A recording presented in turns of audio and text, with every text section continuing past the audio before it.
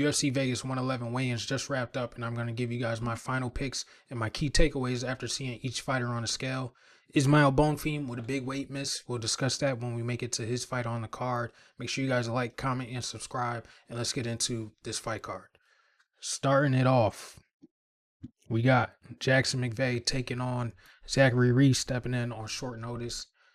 I'm taking Jackson McVeigh. I'm sticking with him. He was the original pick against Robert Valentin. I don't rate Zach REESE very highly. He does have a really good first round. He will start super aggressive. We'll try to start the wrestling and get his jiu-jitsu going. I think these guys are kind of similar fighters, but I do favor McVeigh's striking, especially from range. I like his high kicks. I think he's going to attack the body well. Both of these guys are searching for a finish. McVeigh saying that he's going to get a second round finish. REESE saying that he's going to end the fight in the first round. I don't expect it to go to distance. I do think both of these guys are going to come out pretty aggressive. I can see Zach REESE getting tired faster since he is the fighter coming in on such shorter notice. He said he was eating a pizza and then he got the call from his manager. I think Jackson McVeigh will be able to deal with the wrestling and the grappling threat from REESE early. Look for those front chokes that Jackson McVeigh likes to go to too. I can see that being presented to him in this fight with Zach REESE, who when he shoots his takedowns, his head and his neck is definitely exposed. So I think McVeigh could get it done, submission or TKO. Like I said, I don't rate REESE highly at all. Coming off the no contest against GOMES, I like that he's stepping in, trying to get back into trying to get another fight just like GOMES did last week, getting finished, unfortunately. But I do see the same outcome coming to Zach REESE. So I'm going Jackson McVeigh inside the distance. I could see it possibly in the first round, early first round. 1.5 could be a little tricky, but I would just take Jackson McVeigh via finish. Let's get to the scales.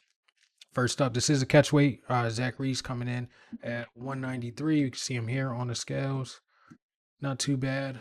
And where is Jesus looking McVeigh? Here he is. Pasty, but he looks pretty solid on the scale. Not too much to take away from the weigh-ins. You can see the face-off here. Slight height advantage for McVeigh. Both of these guys look like they're in as good a shape as they could be. I know McVeigh has been training a lot longer than Zachary REESE, but I'm going with McVeigh. And surprisingly, he's a huge underdog. Plus 260, minus 310 for Zachary REESE. I know Zachary REESE has a couple UFC fights under his belt now, but he's been finished twice, might I add. His only win is Dusko Todorovic and Jose Medina. Let me get it corrected. He's got a couple wins, but Julio Marquez, the Cuban Missile Crisis, whose chin is trash. Jose Medina, who's in there just to be tough. We just saw him get destroyed. And Dusko Todorovic. Win doesn't really age that well. I know Dusko just got a win recently, but Dusko's pretty trash. His striking is okay, but don't really rate him highly either. Got finished by Bakoyev, who we just saw get picked apart. And then a no contest with Dumas. I was picking him against Dumas, but minus 310 for Zachary REESE. I don't understand it. I think he was a big favorite in his debut, if I'm not mistaken, where he got slammed and put out. Let's see. Against Brundage. Yeah, he was a minus 260 against Brundage. I can't pick him here. I'm definitely fading Zachary REESE again. I think McVeigh could get it done. Submission. I think it'll be a submission, second round. So I'm gonna take him at his word. McVeigh, second round finish. Let's get it going. Next fight, Miles Johns taking on Daniel Marcos. Sticking with Daniel Marcos. I think the striking is too polished for Miles Johns. I don't see him being able to close the distance with the wrestling. I will say, I can't even say that he has a gas advantage because Marcos is pretty good when it comes to the cardio. The third round, I can see him being a little less on the attack, maybe skating around the octagon a little bit more, but he'll still find his shots in between. Miles Johns isn't that clean of a boxer. He throws looping overhands to set up the wrestling. I think Marcos will be able to pick him apart. I think his punches will get there sooner than Miles Johns will be able to land something. The straight shots from Marcos, the teeps to the body, the leg kicks, I think he's just going to pick Miles Johns apart for 3 rounds. So I'm rocking with Daniel Marcos to get back on the winning streak. 17-1, his only loss coming to Montel Jackson, which you cannot, you can't really take much away from him for that loss. Granted, we just saw what he did with Figgy. But I still think Daniel Marcos is really good. I think he could beat Miles Johns, who's coming off the two fight losing streak. Matsumoto split decision. I thought Matsumoto did enough to win the unanimous decision. I had him round 2 and round 3, but Miles Johns is tough. He's a tough guy. And then the Felipe Lima decision, I could see it looking pretty similar. I know Miles Johns will probably be aggressive, throwing a lot of big shots, but I don't see him landing as cleanly as I think Marcos will be able to. So going with Daniel Marcos to win yet again, get back on the W streak. Let's hit the scales. Here's Marcos looking solid. Got rid of the red hair. That's a good side for me. Get all that playful shit out of here. Let's get straight to business. Let's do what we got to do. Let's get a W come Saturday. Here's Miles Johns. He looks good. Short, stocky dude, ripped, jacked, ready to go. I believe he was supposed to fight last week, but they got him another fight. Here's the face-off. Pretty intense. You can see them face-to-face. You can see Marcos looks like he's ready. He doesn't look like, shredded to the gills. But I think he's ready. Let's look at him on the scales again. Where is he? Yeah, he looks good, man. He looks ready. Somewhat short notice step in, but I think he'll be ready for 3 hard. And I do think he is live to maybe finish Miles Johns. I can see him just being a little too clean, putting him in an uncomfortable position. I think the defensive grappling will be sound. I think he's going to be all right. Marco sitting at minus 185. Swole just a little bit. Open at, damn, he opened at minus 300. Miles Johns getting a lot of love. Plus 250 at open, sitting at plus 160. I don't see it, man.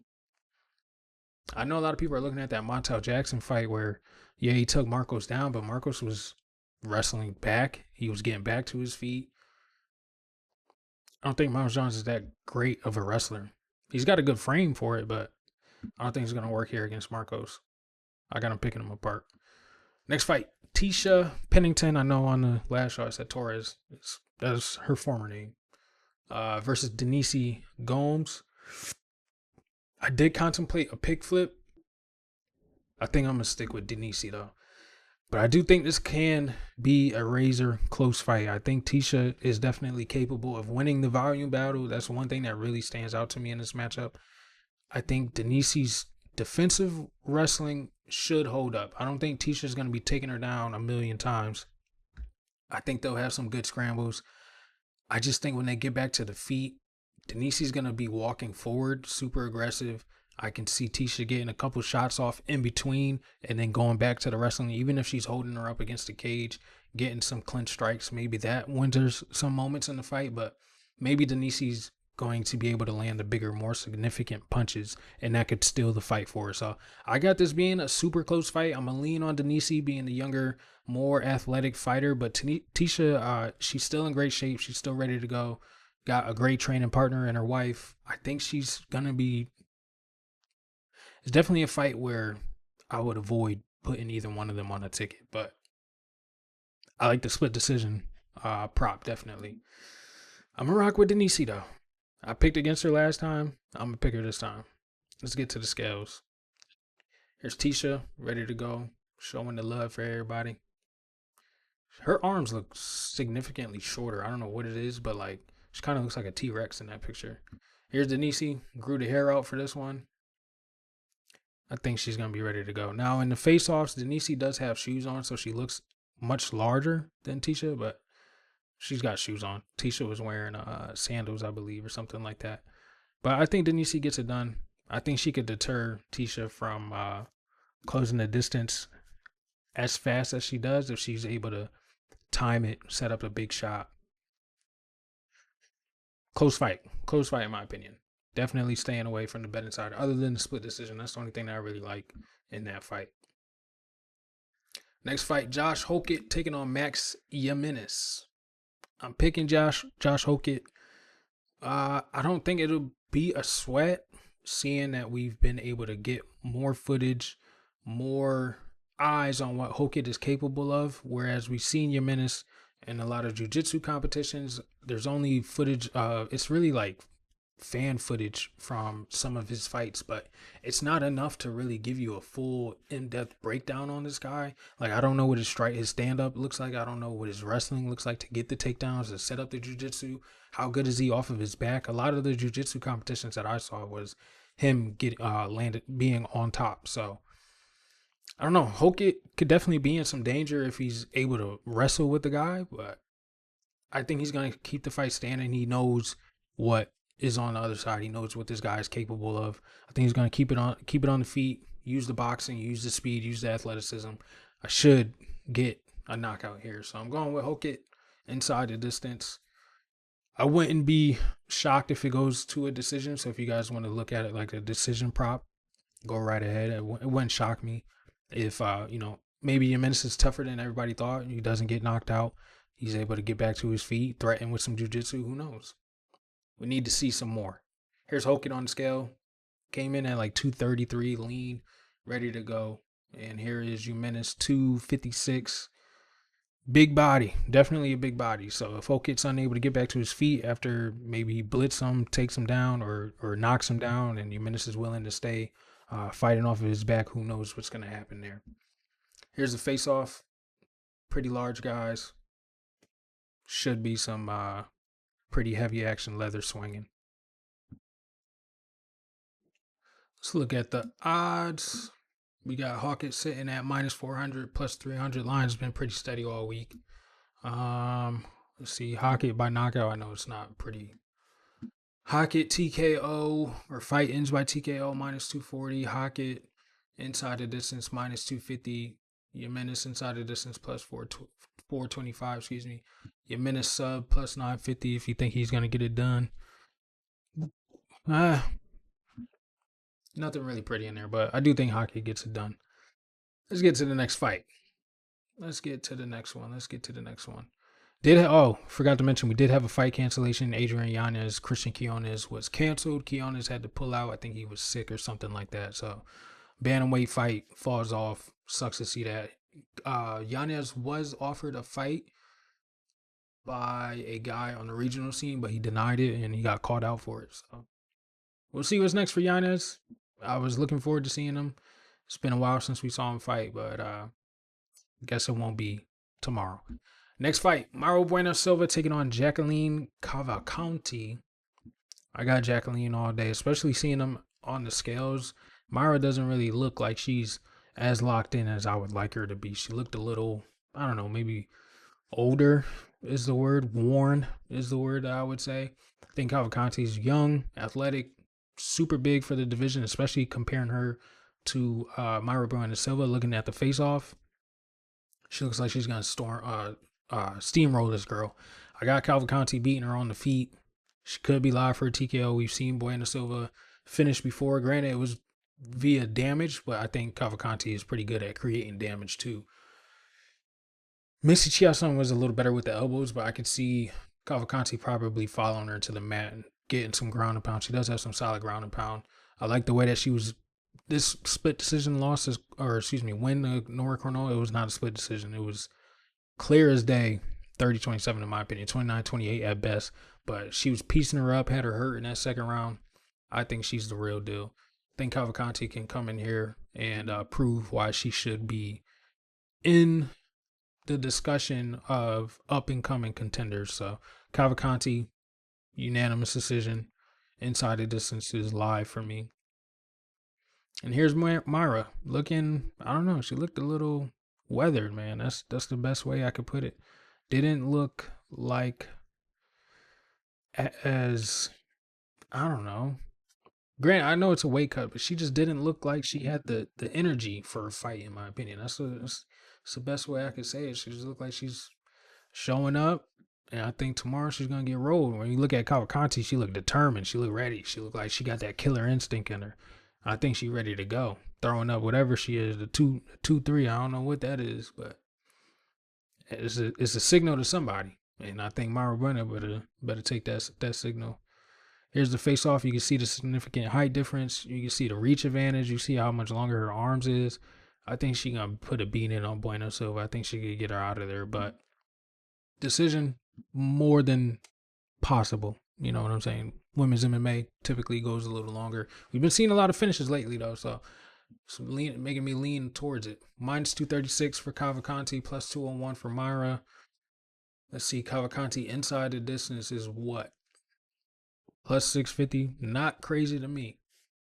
Definitely not crazy to me. How many finishes does she have? 3 knockouts. But I mean, it's in 10 fights. I wouldn't be shocked if she knocked her out.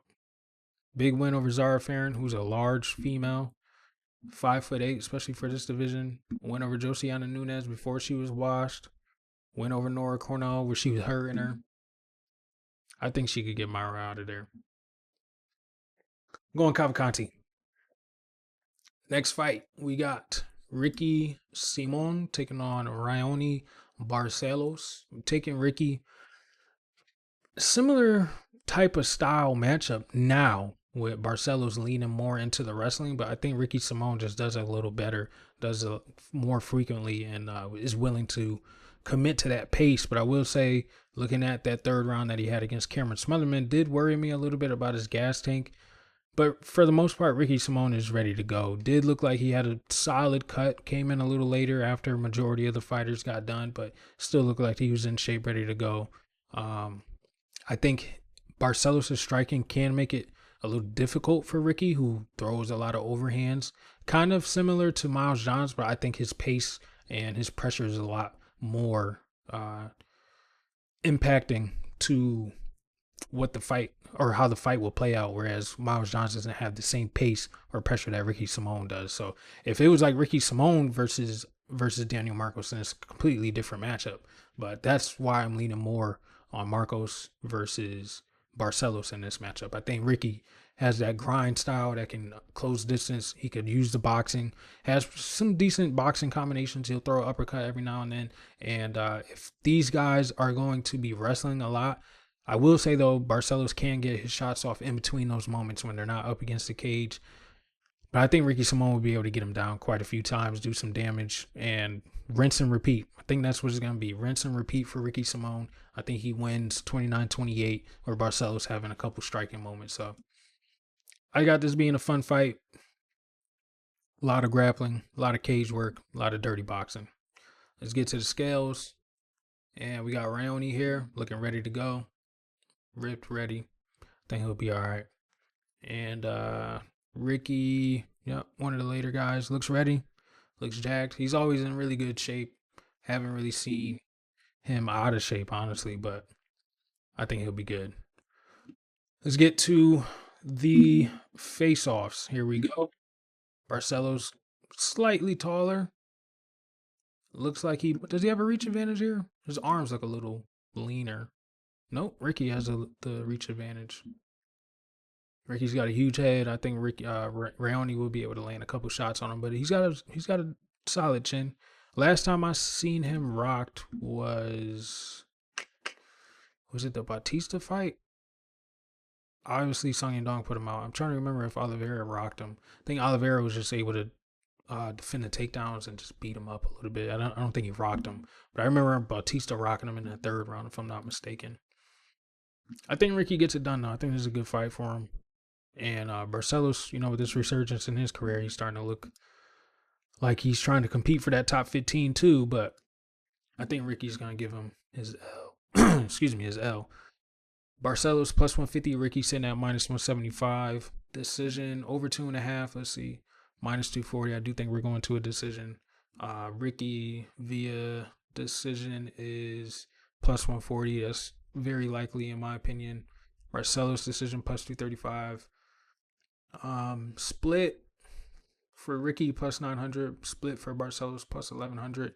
Could be a close fight, but I think Simone will do the better work. Let's see if they got like a takedown prop. Significant strikes. Simone over 40.5. Could. I think, yeah. They definitely could hit 40.5. Barcelos 45. I don't see any takedowns. Oh, here we go.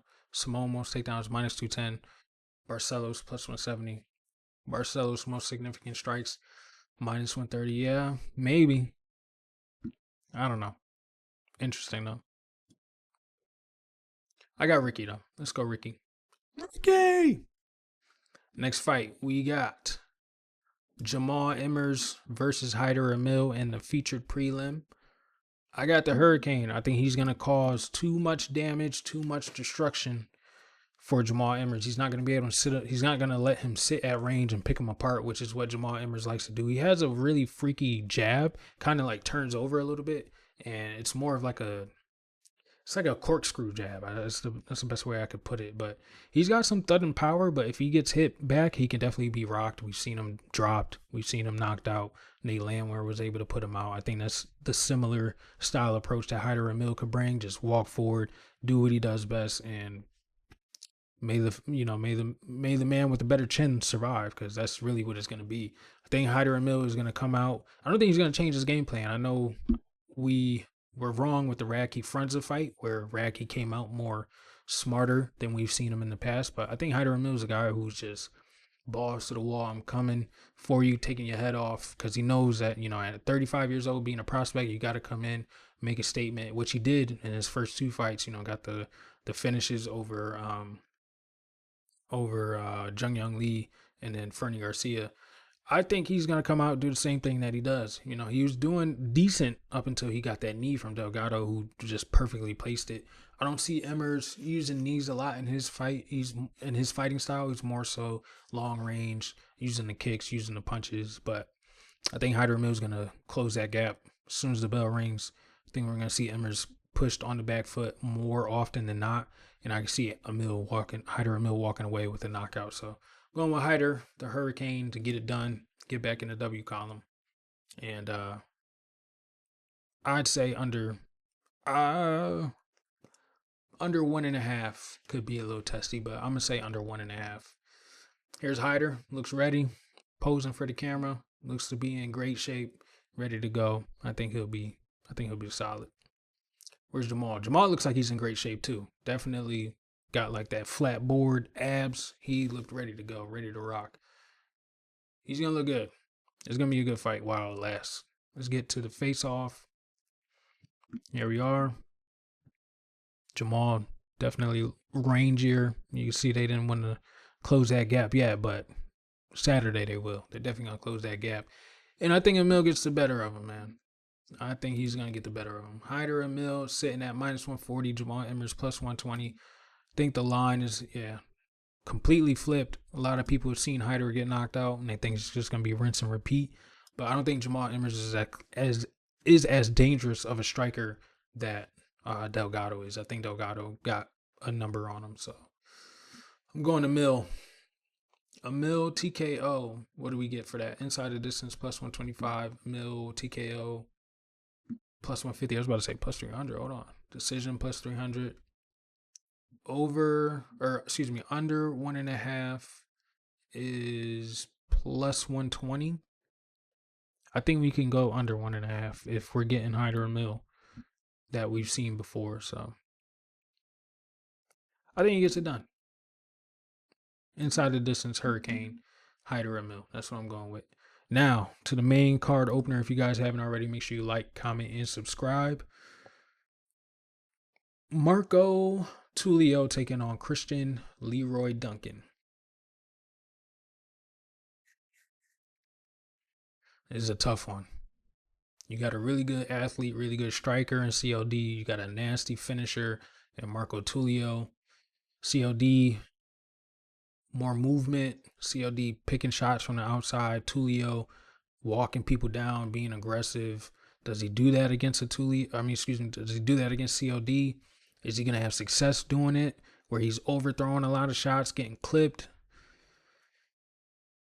I don't know. I kind of want to stick with CLD in this one. I think a lot of people are heavy on Tulio right now, seeing what he's done in back-to-back fights. But I think CLD is a guy that could be a little tricky. I think if they tie up, I could see CLD being the guy reversing position, getting Tulio up against the cage.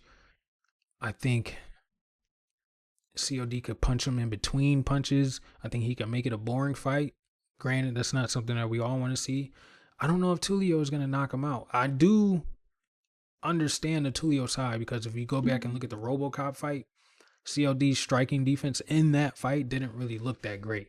Like, he was ducking, turning around, running away from punches. But RoboCop, he hits hard. You know what I'm saying? Does his power stack up with RoboCop? I don't know. We just saw him flatline Jack Hermanson, who hasn't really been knocked out. I know he's got a knockout on his record to Delidze, I believe it was. But if you go back and watch it, he's just literally pitter-pat touching him. So it really wasn't a TKO. Does Tulio have that type of power? I don't know. You know, it's a Trayshawn Gore knockout who was able to get back up to his feet quite a few times in that fight. And it's Ihor Potieria, who we've seen knocked out, who's also fought at 205. I don't know, man. I really like Tulio. I've been calling for him to get a nice fight, and this is definitely it.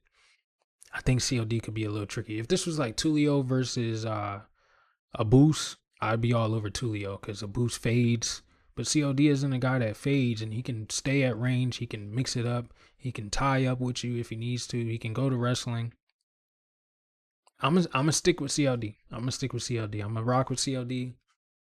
I think he wins via decision, being much cleaner and getting the over aggressive guy, committing to his shots and just finding the counter. So I'm gonna rock with CLD. He looks prepared. Look at him on the scale. He looked ripped, shredded, ready to go. I think he's gonna be solid, man. I think he's gonna be solid. Tulio, he looked a little, I don't know, look a little Skeletor-like on the scale. You see it in his face.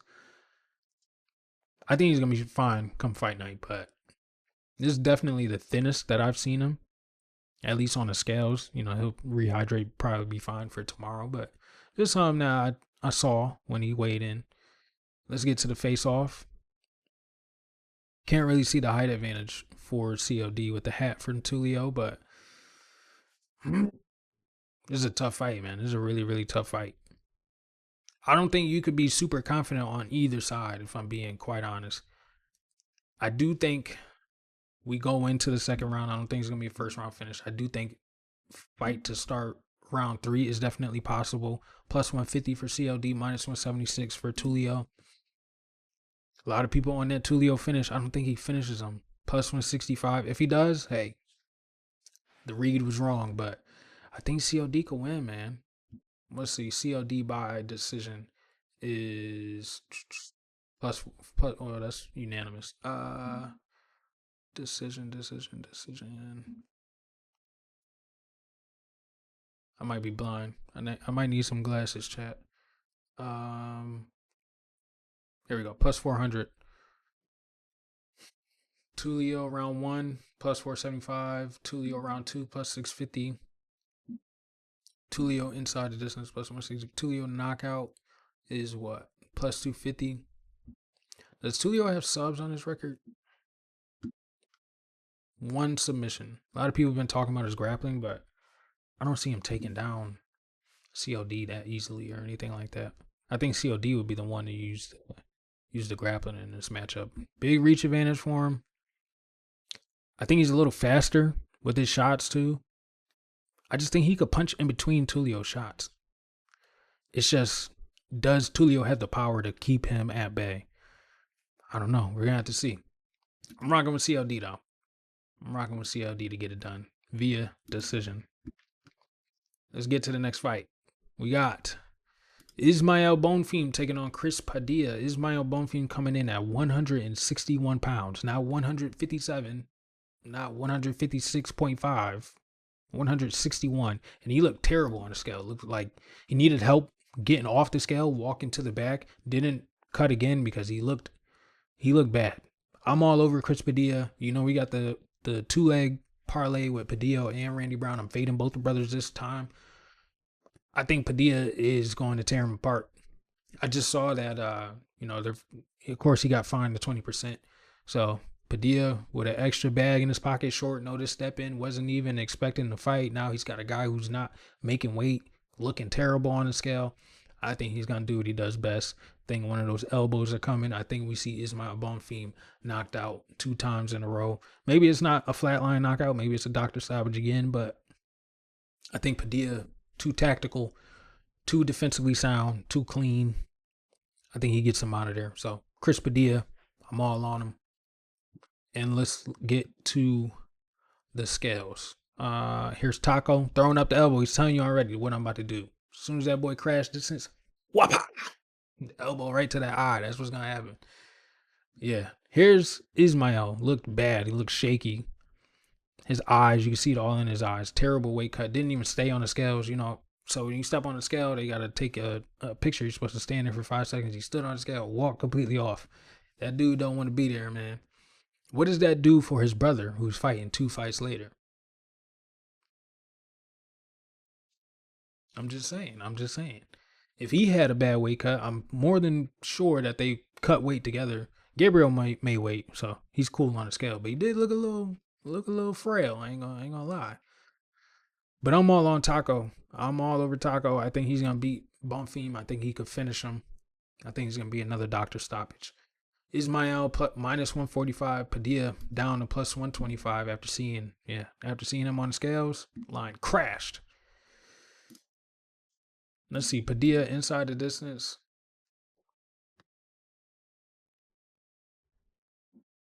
Padilla TKO plus 515. Padilla inside the distance plus 240. Let's see, under 2.5. Minus 120. I think that's solid. Or excuse me, plus 100. I think that's solid. Let's see, Padilla round 2. What could we get on that? Plus 800. Yeah, I think Padilla is gonna finish him. I can see it now. Ismail being overconfident in his striking, walking forward. He knows he's gonna have to get a finish because he's not gonna get paid as much. So I can see it now, getting countered, getting clipped, and getting put out. I'm going Padilla, the first one to dethrone the Bonfim brothers on the card that they're on together again. So let's move on. Next fight. Muslim Salikhov taking on Uros, the Dr. Medic. I'm a rock with Muslim. He looked pretty solid on the scales, I had to say. He looked decent. Didn't look like, he drained whatever he had when he was fighting over in Abu Dhabi or anything like that. I think if he can land on Uros did look good on the scales too. If he can land on Uros with that right hand, which is something that he cannot evade seemingly, I think he could put him out. It's really a matter of who gets clipped first, but I favor Muslim's durability more than I favor Uros's, who I've seen dropped. Muslim Salikhov, yes, he was knocked out by Randy Brown. Who else knocked him out? The Leech. The Leech is a nasty southpaw similar to Uros, but I think Uros is a little faster, doesn't have as much power. So I think it's more so the speed that's getting to people rather than the power of Medic. But Muslim has the power that can drop Medic, who we've seen drop by Simmelsberger, we've seen drop by Urbina, we've seen drop Punahele Soriano, put him out. And these aren't guys who are like knockout punchers, you know what I'm saying? Salikhov isn't a one-shot guy either, but he has been in his last 2 fights. I think he can land on Uros Medic. I'm not fading him. I'm trusting him. I'm trusting the 40-year-old. He don't got new tricks, but you can still teach the old dog something. I'm gonna rock with Salikhov, man. It is what it is. Let's get to the scales. Here is Muslim. Got the shades on, can't really see his eyes, but he did look like he was in pretty good shape. Didn't look like flabby or anything like that, like a 41-year-old would look. You know what I'm saying? He looked solid. Looked like everything was pretty tight. So I think he's gonna be all right. Here's Uros, phenomenal shape, have to say. Jacked to the gills, looks ready, but he always looks pretty good. And then he gets clipped. You know what I'm saying? So significant height advantage for Uros. Definitely something to wonder, but that just means that he's going to stand a little taller with that chin exposed and that right hand's coming over the top. So do the math on it. Muslim Salikhov, round 1, round 2 KO. First punch that he lands is going to put Uros Medic down. Medic sitting at minus 146. Muslim sitting at plus 126. Let's see if we could get some KO props if this thing wants to open. There we go. Fight ends by TKO minus 475. Medic inside distance minus 120. Salikhov TKO plus 170. Medic TKO minus 110. Let's see. Round one. Salikhov plus 250. Medic plus 225. Yeah, that round one prop was up at plus 500, plus 400. It's gone now, brother. If you ain't get in when you could have, you ain't getting it now. Let's see. Decision. Let's see. What's the over 2.5 on this? Over 2.5 plus 300. Fight goes the distance plus 400. If you think Earls can survive and just pick them apart, if you think Muslim could survive and pick them apart, going the distance wouldn't be shocking either. We've seen it last week. Radke fronts the two finishers. They ended up going the distance. It is. I don't know. Sometimes it's hard calling these fights, man. You see the tape, you see what these guys do, and then they come in and throw a whole wrench in what you got going on. So you never know. I'm gonna rock with Muslim though. Co-main event of the evening, we got Match Now taking on Joseph Morales. I'm rocking with Joseph. I think he finishes Match Now round 2, round 1. I think the wrestling, the grappling is going to be too significant for Match Now to overcome. I don't see him reversing positions, threatening his own submissions. I know his boxing is pretty quick. He's got fast hands. He does have some solid movement. I do like his footwork in the octagon, but I think Morales is a little tricky guy to match up with. I think he can take him down whenever he wants. I think when he does take him down, I don't think Match Now is getting back to his feet or getting a position that he can get offense off. So I think Morales could get a clubbing sub. I think he could get a ground and pound TKO. I can't pick Match Now, who retired, came back, barely got a win over Jimmy Flick, almost got submitted by Jimmy Flick multiple times. I think Joseph Morales is live to finish Match Now. So let's go with the boy Joe. And let's hit the scales, why don't we? Joseph, we got Match Now first, excuse me. Always got the fur on the chest. Looks all right. 126, I believe it was. And where's Joey? Where that boy Joey at? My eyes are deceiving me. Oh, here he is. Yeah, here he is. Ready to go. Not really much to say from the scales for this fight. Let's get to the face-off.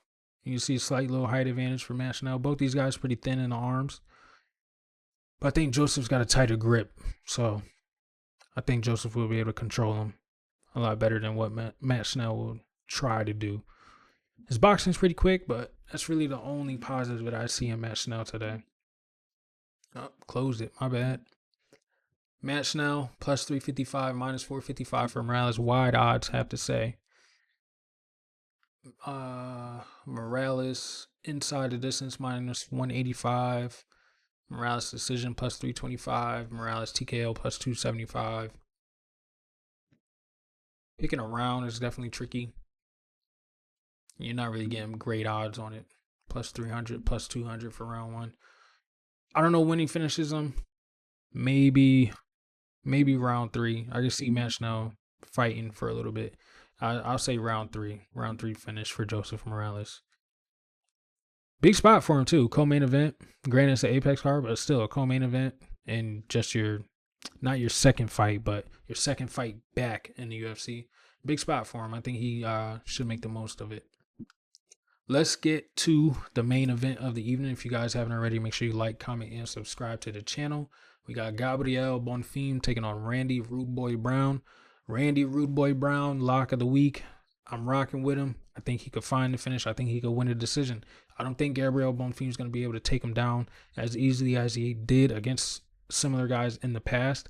I know he fought Trevin Giles, but Trevin Giles has been up and down in weight multiple times. The Angelusa decision didn't really say, oh man, he's back. He didn't finish him, which we just saw Phil Rowe finish him.